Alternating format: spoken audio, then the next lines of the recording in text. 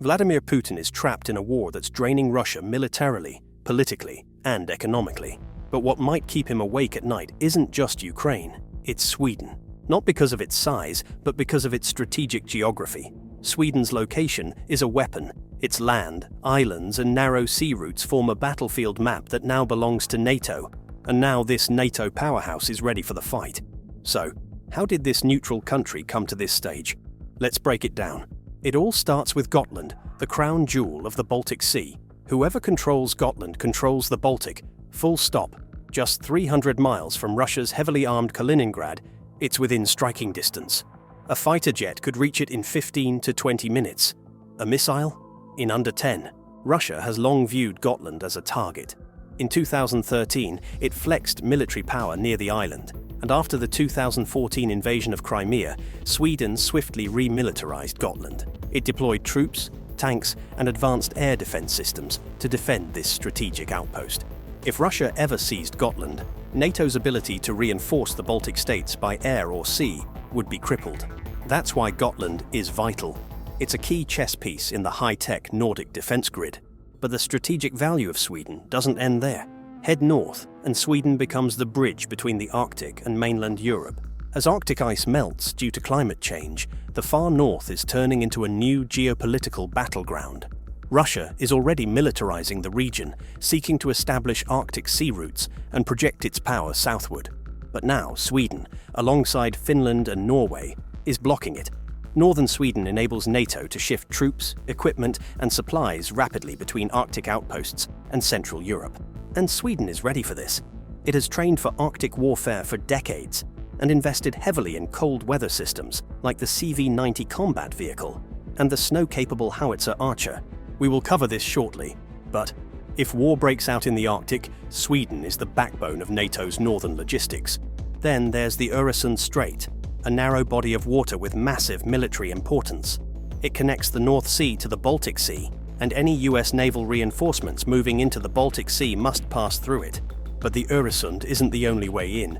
There's also the Great Belt, another key passage entirely controlled by Denmark. Both choke points are now under NATO control, and both are easy to shut down using naval mines, anti-ship missiles, submarines, or surface combatant ships. This makes Sweden and Denmark crucial players in locking down access to the Baltic in any future conflict. Sweden's navy, featuring ultra-stealthy Visby-class corvettes and upcoming A-26 submarines, can shut down this corridor instantly. That means, in a crisis, US forces can pass through Norway and into Sweden. This will beat any Russian attempt to isolate the Baltic states. And it doesn't stop there. Sweden's geography now plays a direct role in defending NATO's entire eastern flank. With Finland also in NATO, Sweden creates a land bridge between Norway and Finland, enabling rapid military movement and coordination. Before 2022, NATO's weakest spot was the Suwałki Gap, a narrow corridor between Poland and Lithuania that Russia could target to cut off the Baltic states. Now, Sweden's land and sea presence plugs that vulnerability. It allows NATO to support the Baltic and Finland from multiple directions. If Russia tried to isolate Estonia, Latvia, or Lithuania, it would face Swedish forces, air, land, and sea, all at once. Sweden, the new guardian of NATO's northeast, has confronted Russia from all directions. But this isn't just about modern strategy or cutting-edge technology. This tension runs deeper, because this isn't the first time Sweden has stood toe-to-toe with a Russian threat. Russia and Sweden have never exactly been best friends. Go back to 1809, Russia took Finland from Sweden during the Finnish War. Afterwards, Sweden even stayed neutral during World War II and quietly supported Finland against the Soviets. In the 1950s, the Soviet Union shot down 2 Swedish aircraft, one military and one civilian. One of the most shocking moments came in 1981, known as Whiskey on the Rocks. A Soviet Whiskey-class nuclear submarine, U-137, ran aground inside Swedish territorial waters near the naval base in Karlskrona on October 27, 1981. These events planted long-standing distrust between the two powers. The fact that a nuclear-powered sub could slip that far in told the Swedes one thing: they needed to be ready for war. That's why Sweden took military preparedness so seriously. Even without joining any alliance, Sweden built the world's fourth largest air force in the 50s, only behind the US, Soviet Union, and China. At its peak, it had over 1,000 fighter jets, like the J-29 Tunnan, a 32 Lansen, and the advanced Saab Draken, and it didn't stop with aircraft. Sweden had layered defenses across land, sea, and air, all while staying out of NATO. Their goal was simple: never surrender, no matter what. Sweden also invested heavily in underground civilian bomb shelters. These bunkers, built decades ago, were made to withstand chemical attacks, but also to provide life-saving protection, even against the effects of nuclear weapons, and keep civilians alive during a full-on invasion. In 2022, after Russia invaded Ukraine, Sweden dropped its neutral stance. It backed EU sanctions against Russia and applied for NATO membership in May 2022. By March 7, 2024, Sweden officially became NATO's 32nd member. Russia didn't take it lightly. It quickly called Sweden an unfriendly nation, proving the old tensions never really died. Then came a bombshell. Sweden's civil defense minister, Carl Oskar Bolin, warned the public to mentally prepare for war. Not an economic war, not cyber war, a real war. But how exactly will Sweden defend against one of the most powerful armies in the world? Let's take a closer look inside Sweden's military structure. Make no mistake, Sweden is building a war machine that can't be ignored. With 15,400 active personnel, Sweden runs an efficient defense force. But that's just the surface. It has a further 7,100 reserve officers, 4,700 part-time enlisted soldiers, and a whopping 22,200 Home Guard members. In full wartime, Sweden could activate up to 88,000 military personnel. Quiet? Maybe. Weak? Not a chance. And this build-up isn't accidental. Sweden ended conscription in 2010, relying on volunteers instead. But this plan failed. In 2017, Sweden brought back conscription for both men and women. In 2023, about 6,300 people were trained under this system, and by 2025, the number had risen to 8,000. The long-term goal is to have 10,000 a year by 2035, and Swedes are on board. 79% support conscription. Now, speaking of forces, it is equipped. The army has 110 modern tanks, Leopard 2/STRV-122, with 40 more in production, over 1,000 armored personnel carriers, and 500 infantry fighting vehicles, the battle-proven Stridsvagn 90. On top of that are 84 towed and 40 self-propelled mortars, plus 26 powerful Archer artillery systems. The logistics side is no joke either, with more than 11,000 utility vehicles, from troop transport to winter terrain vehicles. The Navy. Sweden runs 260 ships and combat boats, including 4 stealthy submarines, 7 advanced corvettes, 9 minesweepers, and a growing patrol fleet. These subs are diesel-electric, ultra-silent, and perfectly designed for the shallow waters of the Baltic. Now to the skies. The Air Force has 210 aircraft, with 94 JAS-39 Gripens currently flying, and 60 more JAS-39E models on order. They also run 6 C-130H Hercules for transport, plus dozens of helicopters like the Black Hawk and NH-90. These fighter jets, combat aircraft, can take off from roads, operate in tough conditions, and are equipped with cutting-edge electronic warfare systems.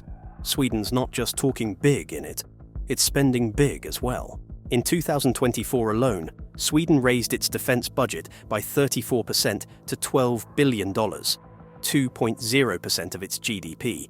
As it joined NATO, this increased to 2.4% during 2025. By 2028, it plans to increase this to 2.6%, backed by a loan-financed defense boost of 300 billion Swedish kronor, 27 billion euros. But it doesn't stop there.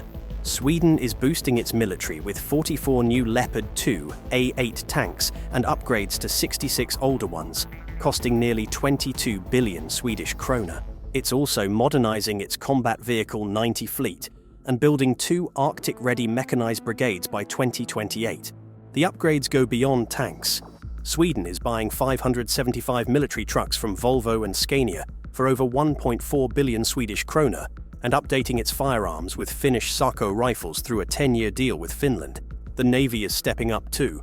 2 new ships will replace old ones, and 32 new combat boat 90s are on the way. Sweden's mine countermeasure vessels now support NATO. Visby-class corvettes are getting upgrades, and the new Luleå-class is being introduced. While the tanks and ships get the headlines, Sweden is investing an extra 96 million Swedish krona in 2025 into defending against hybrid threats, especially cyber attacks. Agencies like the Psychological Defense Agency and Civil Contingencies Agency are being strengthened to deal with cyber warfare, misinformation, and digital sabotage. And all of this is powered by people. From 88,000 troops in 2024, Sweden plans to grow to 115,000 by 2030 and 130,000 by 2037-2035. Conscription is back, with 10,000 recruits expected per year by 2030. Sweden may not be on the front line, but it's ready for power projection across the Arctic, the Baltic, and wherever NATO calls. But here, one big question arises. How is Sweden going to prepare its troops to operate effectively in Arctic snow, where they would be on the front line? When it comes to winter warfare, this Nordic country isn't just ahead of the curve, it is the curve. Less than 10% of 18-year-olds who apply for military conscription make it. And where do they go?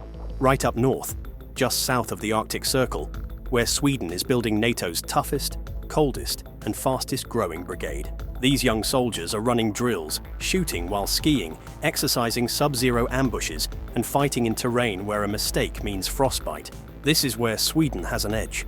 Even the US military is paying attention to it, and American troops are now coming to Sweden to train in these brutal Arctic conditions. Let's not forget, Sweden sits right next to the Kola Peninsula, home to Russia's second strike nuclear capabilities. That's the kind of neighborhood that doesn't allow weakness. So while other nations debate defense budgets, Sweden is training teenagers sub-Arctic warfare in -20 degrees Fahrenheit while on skis. And yes, if you try to dodge the draft, you're facing a fine or up to 1 year in prison. Sweden's winter warfare units are NATO's first line of defense if Russia ever makes a move on Finland. Now, if we move a step back, the nation is also preparing every citizen to withstand crises. Sweden is also training its population. Civilian defense courses are back. Young people are learning how to survive disasters and fight if needed. Public awareness campaigns are everywhere, and citizens are expected to know what role they'll play in a conflict. The Swedish Civil Contingencies Agency, known as MSB, sent out a chilling brochure to every household in 2018, titled "If Crisis or War Comes." It told citizens what to do if war broke out, even stating, "If Sweden is attacked, we will never surrender." During the Cold War, Sweden built over 65,000 bomb shelters across the country. These bunkers, capable of housing more than 7 million people, they are now being reactivated, upgraded, and made ready for use again. While critics often say Sweden has fewer troops than Finland or Norway, that misses the point. From powerful tanks to underground shelters, from fighter jets to civilians trained for war, Sweden is a machine that thinks, prepares, and fights as one.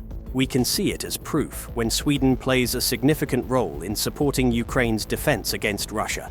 Since Russia invaded in 2022, Sweden has sent over $9 billion in military and energy aid to Ukraine through 19 different packages, no strings attached.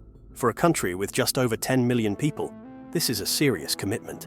In March 2025, Sweden gave its biggest aid package yet, $1.5 billion. Sweden is even sending over its entire fleet of retired PBV-302 infantry fighting vehicles used as casevaks. The 20mm cannon alone can shred soft targets.